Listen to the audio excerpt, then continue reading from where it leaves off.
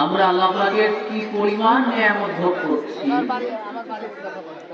এটা সারা পৃথিবীর মানুষ সকলে একসাথে হয়েও গুণে শেষ করতে পারবে না।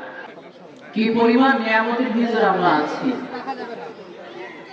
এটা একজন মানুষ, একজন কেন সারা পৃথিবীর সব মানুষ একসাথেও যদি গণনা শুরু করে, কিয়ামত শুরু হয়ে যাবে, গণনা শেষ হবে। কোরআন বলছে وَإِن تَعُدُّوا نِعْمَةَ اللَّهِ لَا تُحْصُوهَا إِنَّ اللَّهَ لَغَفُورٌ رَّحِيمٌ।